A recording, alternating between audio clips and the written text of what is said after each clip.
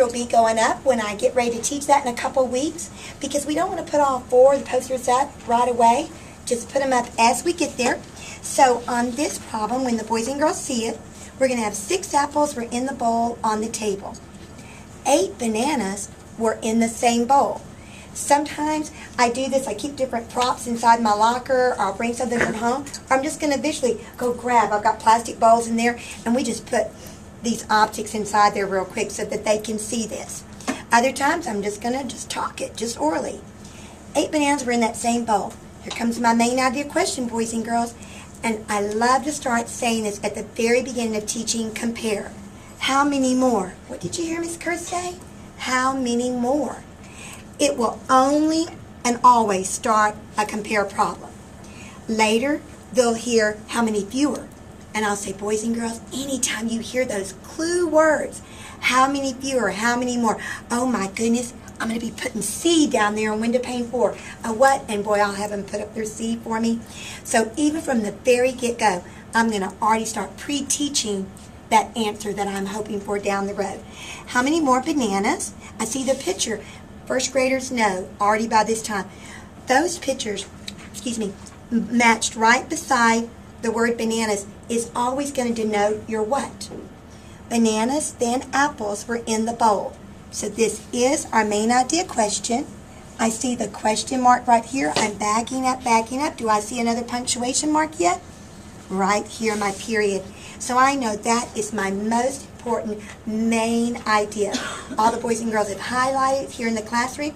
Then I'm going to back up and say, I heard a very important word in how many more. So we're going to circle more.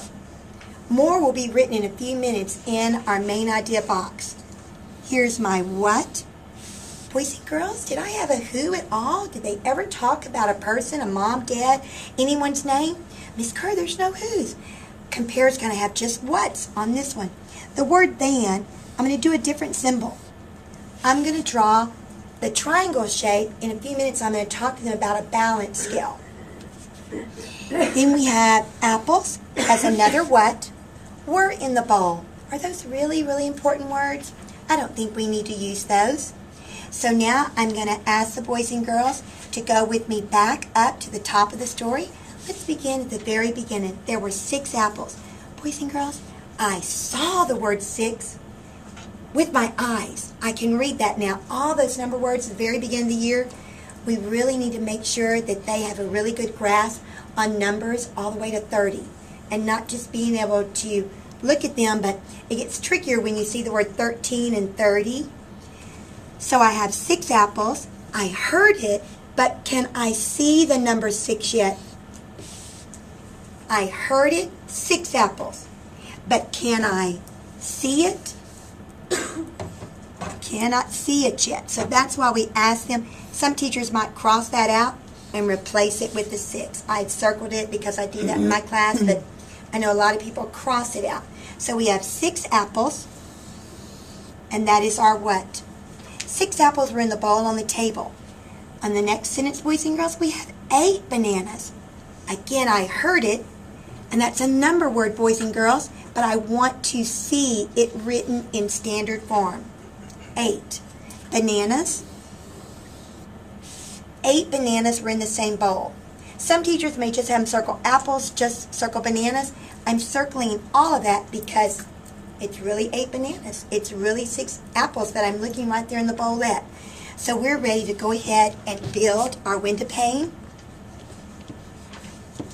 Main idea, details, strategies, and how are we solving this problem. Now, boys and girls, there's going to be several words here because we're starting to get so many words. How about if we write that main word more? And they love this. When you help them, give them that opportunity to have ownership in the story problem. I have that long word bananas. Would y'all like to abbreviate it? Oh, they're all super excited about getting to write it shorter. So more B than. And going back to the triangle shape, I want you to think about a balance scale. And when something's balanced, is it going to be the bananas or the apples or more or less? So that's why we're going to go ahead and make that extra little symbol of a triangle. And I might even have a balance scale in the room and show them that when we weigh these out, which would be more or less when we compare them. So more bananas than apples, more B than, draw a triangle here, some of you, or just the word than. I triangle. Triangle right there instead of than. Let's do that so that they get used to that. Oh. More B than A. Slow down for a few minutes there. So in reviewing back over this, more bananas, the triangle for our balance scale, than A. We're in the bowl. Okay. A lot of times, something that's helpful that I've done with my students too, and we all learned this little song when we went to all of our different classes, you'll hear your sons and daughters come home sometimes and they'll sing a cute little song. And it'll be the who, what, unit bar, I got the who, what, my unit bar.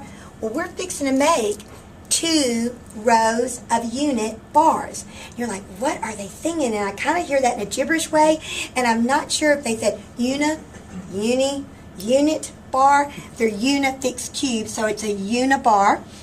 But I've got 2 different whats, so I'm going to say, okay, I've got apples here, and I've also got bananas. And we're going to make 2 rows of unifix cubes, and we're going to line those up in just a minute with buddies. And we're going to do connecting lines, like buddies are holding hands. You have a buddy out at recess, you're holding hands playing together. How many apples did I have? I had 6. So they're drawing 6 unifix cubes. 5, 6. I'm going to go back and double check. I have exactly 6. So I'm labeling those above. I'm doing what? And I'll have the boys and girls repeat back with me. Then I have 8 bananas. Be careful on this one. And I'm going to start encouraging mine to see if they can see their cube right up above. Let me just give you a word of warning. When we do compare, remember how some, when they used to draw their unifix cubes, might have started small and then they're getting larger, and some were already very, very neat and they were drawing those just great from the get-go. But when they do this one, some of the boys and girls may do this just fine, but it'll be hard at the very beginning for some of them to maybe not draw this larger or smaller. And their lines sometimes will kind of look like this connected when I draw in a few minutes. But eventually they'll get up and down just with good encouragement. We have 2, 3, 4, 5, 6, and even I'm trying to be even lined up and down. But of course we're going for 8. I'm going to double check if I really do have 8 unifix cubes there. And I'll be sure and ask them, have you labeled your model drawing?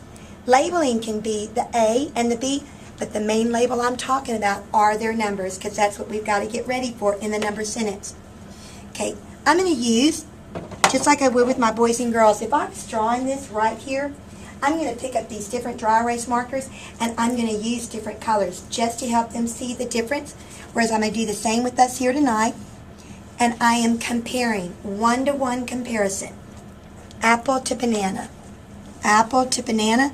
Those buddies are holding hands. They're linked together. Can you match the buddies, the apples to bananas? Boys and girls, take your time and give them a buddy. Give them a close friend. Now look real close. Sometimes I've seen boys and girls go to this little line right here and they'll line up line to line. A lot of times I'll say, try to grab them right in the middle so that then that won't be hard for them as they're hooking them together. Are these the ones that are remaining? They don't have a buddy, do they? So I'm going to put my bracket and my question mark. It's not a huge problem if someone puts their bracket right under here, just so long as they can see the remaining.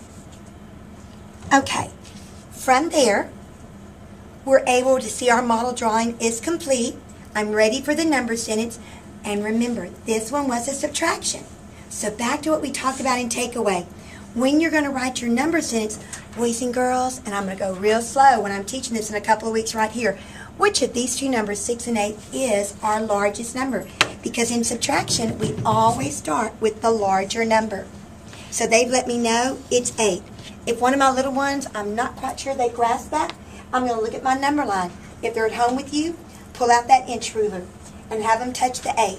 Have them touch the 6, So they visually see that larger number, and they will catch it. So 8 minus symbol, go over those symbols again, because remember, we know that they're getting those mixed up a little bit. 8 minus the 6 equals, and we're fixing to find our some boys and girls are our difference. Miss Kerr, you know it's a difference. So, again, I can use the number line 8. Which direction are we going to go when we take away?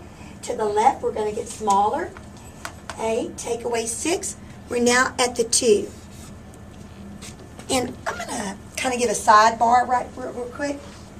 When you see your sons and daughters subtracting, every now and then, if you catch one missing their answer here by 1, say they put a 3, and they're one answer wrong, top or bottom. Sometimes boys and girls, literally, they're starting on the 8. Behind this smart board, I have a number line with a frog. You can talk about a frog hopping, a bunny rabbit hopping. But some sweethearts, it's just a habit that they might grab. You don't want them to start a bad habit, and have that for a long time, and you've got to break it. So when they're hopping, be sure that you help them to stay there before they start that talking. 1, 2, and they've got to be on that dot. Just catch that little part. So that helps those few that are doing that. And our answer is 2, of course. And we labeled this with diff, showing our difference answer. And that can be abbreviated. Now, before we've written up here, the action was PT for put together. And then the second one we shared with y'all tonight was TA for takeaway. But this is our compare. So we're going to abbreviate it and say the action is what? It is compare. Then in order to write the operation, later down the road we could abbreviate and just put subtraction. But right now when we're comparing these two, we could say I. Some teachers might start with the I and say I compared. Or you could just start with compare. I compared. And since that is such a long word, that would be something some teachers might go ahead and start abbreviating. I compared 8 and 6.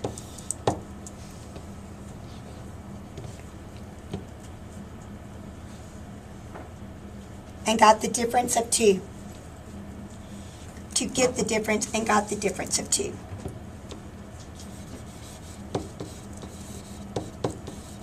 My difference is 2.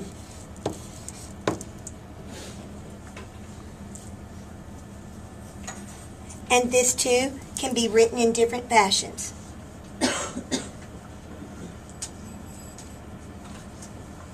Are there any questions on this one? I know we've got one more to share with you, and we don't want to be here too late tonight for all of us. And you've got babysitters and this and that.